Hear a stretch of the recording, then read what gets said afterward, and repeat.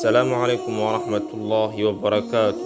سو دواad daawadayaal waa mar kale iyo walaalkii Maxamed Cabdiraxmaan qisooyinka ugu cajaa'ibta badan ee lagu sheegay Qur'aanka Kariimka waxaa ka mid ah qisada asxaabu sabt.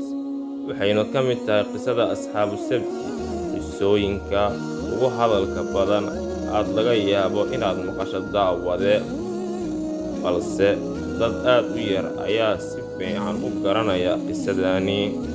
kuma ayay ahaayeen asxaabu sabt? marunba inuu Ilaahay nasakhay una u bedelay daanyeero, wuxuuna Ilaahay sidaa ugu sameeyey. muuqaalkeena gaaban ayaynu waxaynu ka arki doonaa qisadooda oo faahfaahsan sidaa iyo la socod wanaagsan. haddii aad ka heshay fiidiyowga fadlan like saar, gambaleelkana furo si ay kuu soo gaaraan muuqaalada cusub. asxaabtaadana u sheer garay, taasi waxay inoo tahay dhiirigelin aad nagu dhiirigelinayso in aynu sii wadno muuqaalada noocan oo kale ah.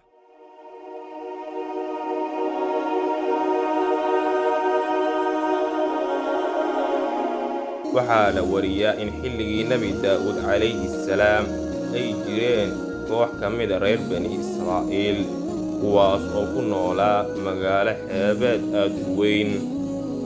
Ilaahay wuxuu amray reer bani Israa'iil inay maalinta sabtida Ilaahay subxaanahu wa tacaala ay caabudaan oo keliya, iskana daayaan wax kasta oo shaqo adduunya ah. waxayna ahaayeen reer bani Israa'iil kuwa Ilaahay subxaanahu wa tacaala u dhowaada maalinta sabtida, waxayna la imaan jireen cibaado aad u badan maalinta sabtida. reer bani Israa'iil ugu dambeyn waxay bilaabeen inay fasahaadaan iyo in ay ka gaabiyaan diinta Ilaahay iyo waxyaabihii uu Ilaahay amray.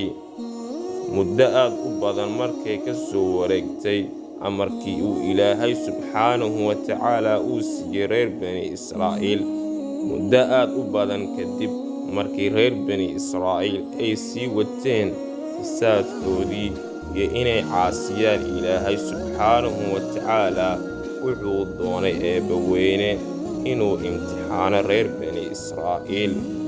imtixaankana wuxuu ahaa in uu Ilaahay u kala saaro kan mu'minka rumaysan maalinta qiyaame iyo kan aan rumaysanayn maalinta qiyaame iyo Ilaahay jiritaankiisa.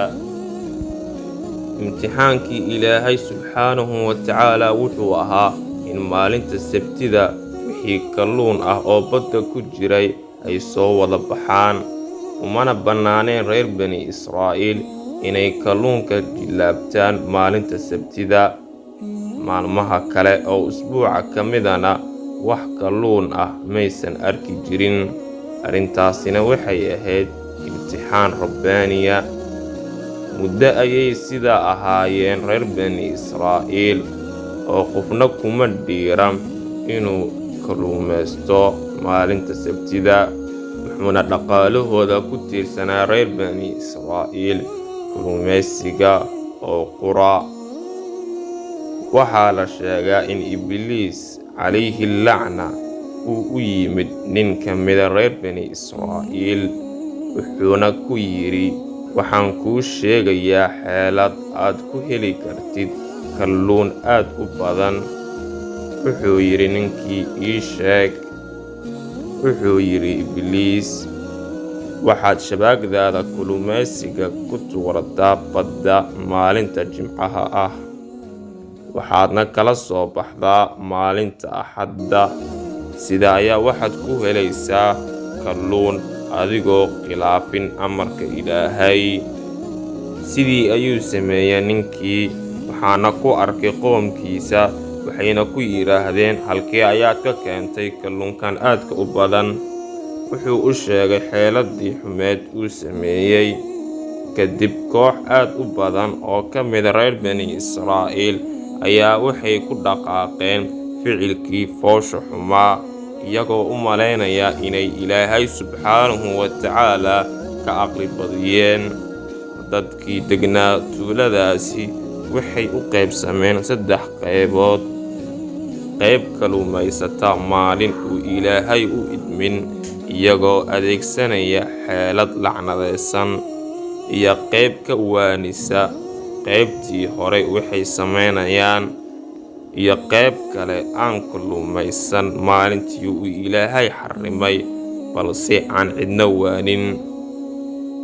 kooxdii khilaaftay amarka Ilaahay oo la yimid dembi aad u weyn kadib markay ka tooba keeni waayeen, wuxuu Ilaahay ku ciqaabay ciqaab aan hore loo arag horena loo maqal.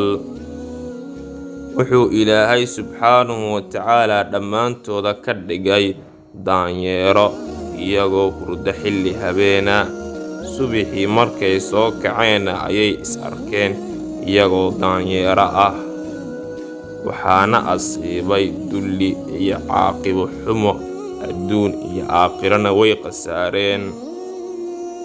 3 maalmood kadibna waa la halaagay kuwii ka waani jiray ficilka foosha xunna Ilaahay subxaanahu wa tacaala uu badbaadiyey.